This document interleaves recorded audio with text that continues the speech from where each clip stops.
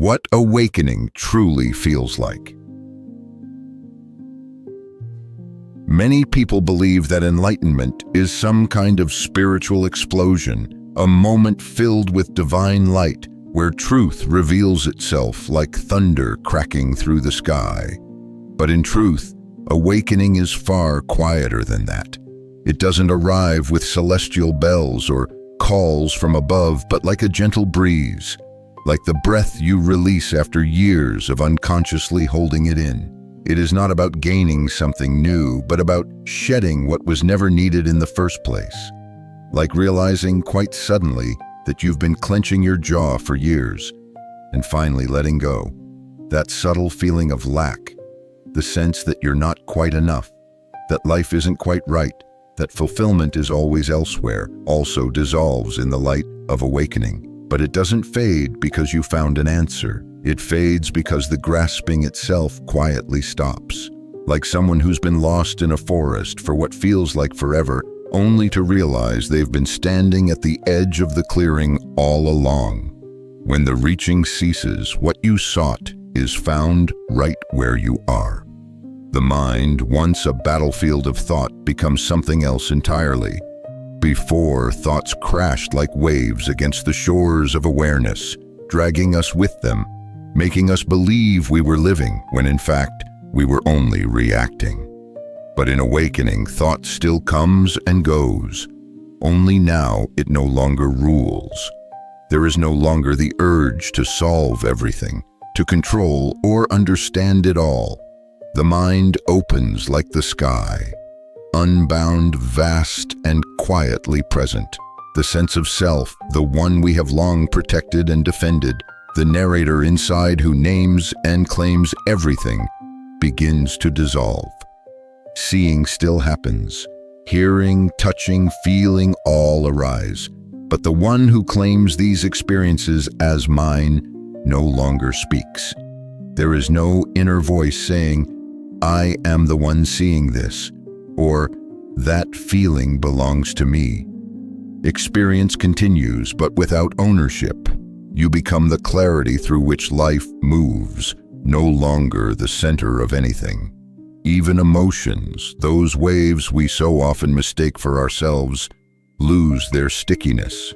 Anger may still arise, but no one clings to it. Joy might appear like sunlight after rain, but it does not become a possession. Emotions become part of nature, like rain falling to earth, like wind sweeping over fields, vivid, fleeting, and free. You are not their controller, nor their victim. You are simply the space in which they dance and disappear. And pain still exists. The body still feels injury. Disappointment still touches the heart. But suffering, the story we attach to pain, begins to dissolve. No longer does the mind ask, "Why me?" or declare, "This shouldn't be happening." Pain becomes just what it is, a sensation, an experience, a ripple on the surface of awareness. When there is no resistance, even pain becomes lighter, like a breeze instead of a storm. So then what is enlightenment? And how does it differ from nirvana? Enlightenment is the moment we wake up from illusion. It's like a door slowly creaking open, allowing us to see clearly for the first time. But nirvana lies beyond that threshold. Nirvana is what remains when the fires of craving, anger, and ignorance have completely gone out. If enlightenment is the eye-opening, nirvana is the peace of resting in what is seen. Unmoved, unshaken, utterly still, enlightenment shows you the sky. Nirvana is dwelling in its vastness, no longer disturbed by passing clouds. In the end, enlightenment is not something to boast about, nor a golden trophy to display. It is a return to what is most natural, yourself, unadorned. When there is no longer anyone to be enlightened, what remains is simply life itself, flowing quietly, completely, and freely. Enlightenment beyond Buddhism. Since ancient times, the human heart has always yearned for something sacred, that lies beyond daily suffering. A place of stillness, a source of peace, a union with something greater than the self. Though the names may differ and languages may change with each culture, the longing for truth burns steadily within us like an eternal flame.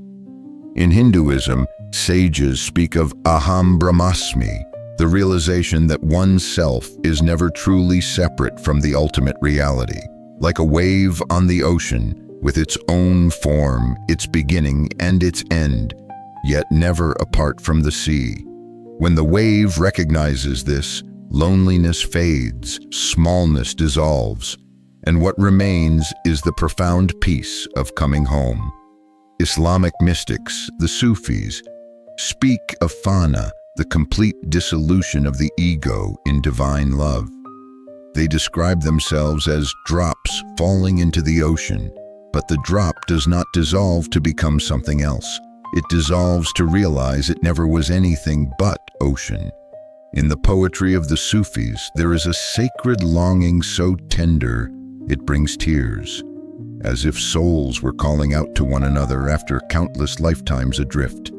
In the Christian tradition, saints speak quietly of union with God. They do not seek to possess the divine, but step aside so that God may live through them. The self dissolves like gentle sleep, and love flows without name or condition. This surrender does not come from weakness, but from an unshakable strength rooted in unconditional love. Taoist sages of China offer yet another way, soft, humble, and deeply wise. They do not name enlightenment. Instead, they live in harmony with the Tao, the way that flows through all things. They practice Wu Wei, effortless action, like a leaf floating downstream or clouds moving without asking directions. In this softness lies a deep wisdom, one that bows to the natural order without losing its dignity. All these paths, though shaped differently, point to the same essential truth: the dissolution of the separate self. When the personal story draws to a close, when the hunger to become someone finally falls away, what remains is a stillness beyond words. Like a book that ends in perfect silence, like a pilgrim returning home after a long and wandering journey. Yet Buddhism, in the quiet gaze of the Buddha, offers a distinct perspective. While many traditions speak of merging with a supreme reality, an eternal absolute, the Buddha invites us to look more deeply. What is this absolute? Does it have an independent essence, or is it another idea born of the conditioned mind? Buddhism does not affirm a fixed supreme being. Instead, the Buddha points to emptiness, not as nothingness, but as the absence of inherent identity. Things exist not because they are self-contained, but because they arise from countless conditions. Like a musical note in a symphony, it only has meaning when heard alongside the others. We do not exist as isolated units, but as parts of an ever-moving, interconnected web of life. Our thoughts depend on language, which depends on culture. Our bodies rely on sunlight, air, food, and endless causes. All things intertwine and interdepend. And in that truth, even the sense of I is simply a temporary gathering, a flowing pattern, not a fixed form. Buddhism does not deny love or sacredness. It simply invites us to look deeply into the nature of all things, to see that nothing stands alone. Even ideas like God or true self are mental formations. And when we see the emptiness of all forms, what remains is not a cold void, but a space so full of life that everything is allowed to be, without labels, without grasping. Perhaps that is the greatest gift of all. When there is no one left seeking union, we truly dissolve into the sacred, not through belief, but through the quiet fading of all separation.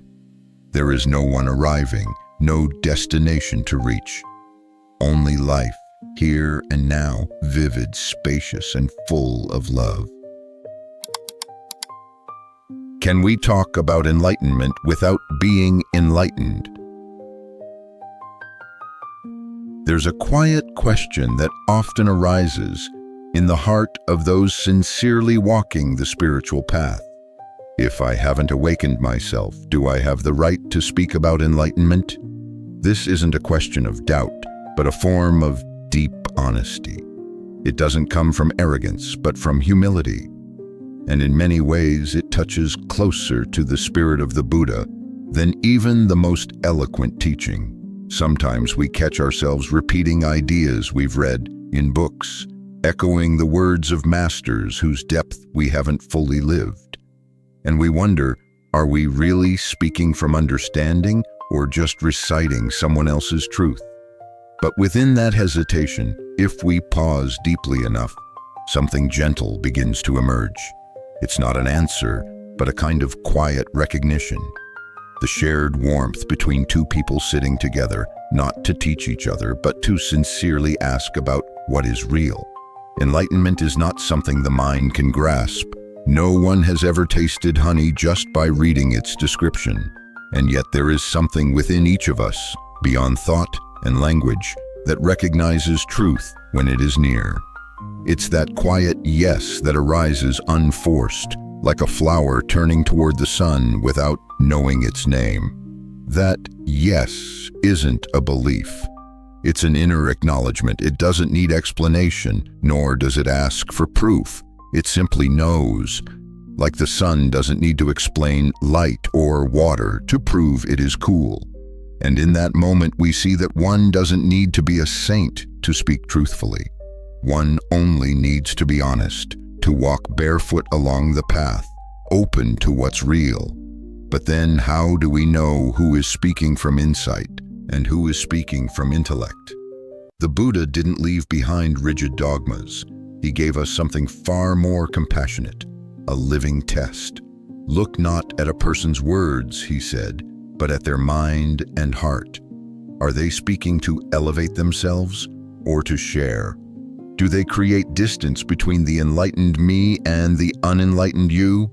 Or are they like a soft light, ready to illuminate without needing to be seen? Those who are truly awake are often the last to say so.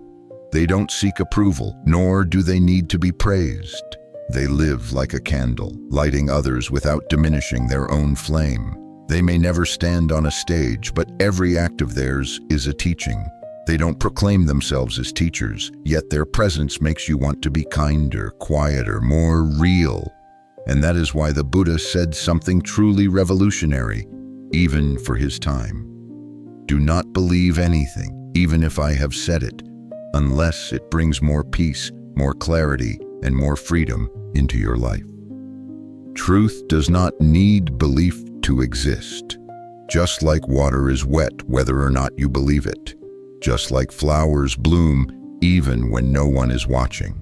So speaking about enlightenment is not the privilege of those who've arrived.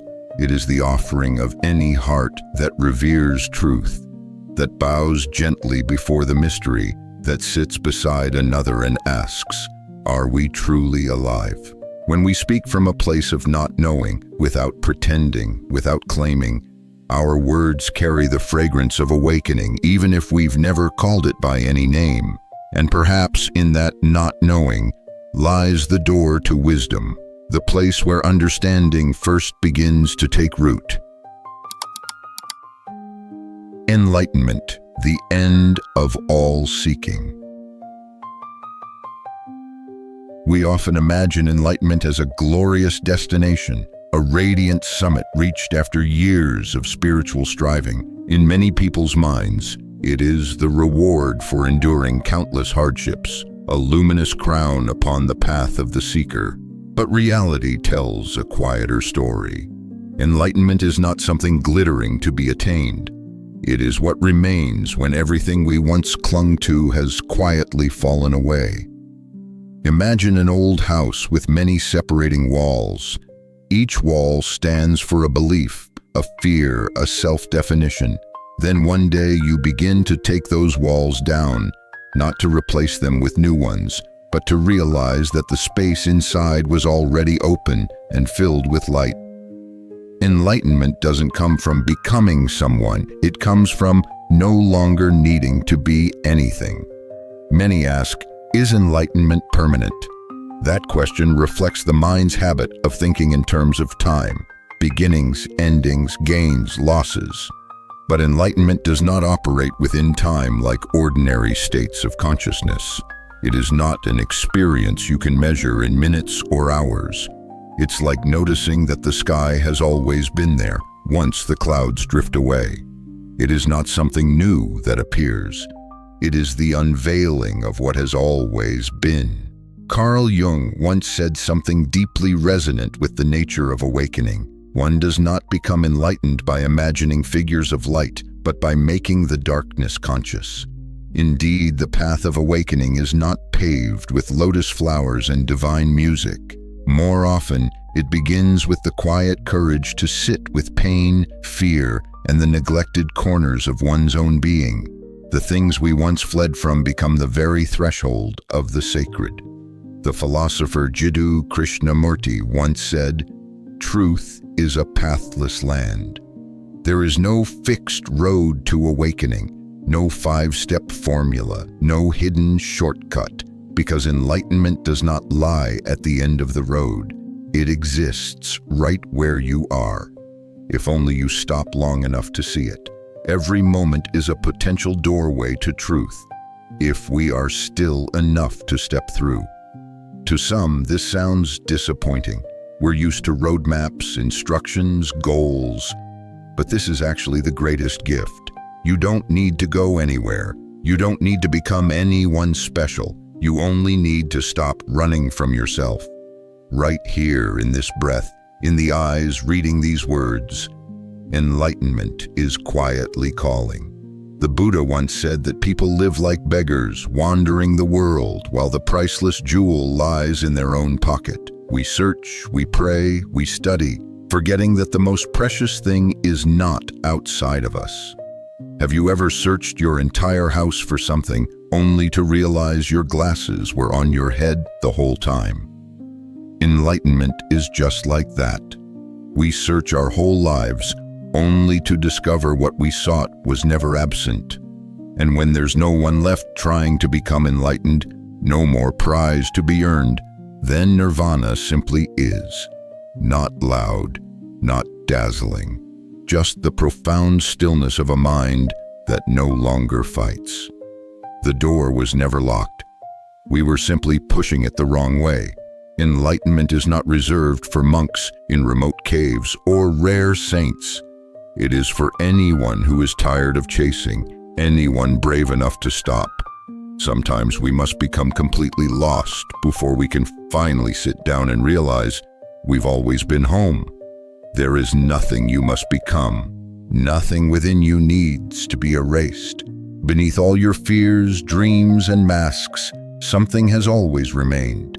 A quiet presence, vast as space, untouched by all that moves through it. Not something you possess, but something you are and have always been. And in that realization, there are no fireworks, no radiant visions, only a gentle smile, soft as wind, deep as earth. The smile of someone who has just awakened from a long dream and remembers that they've been here all along.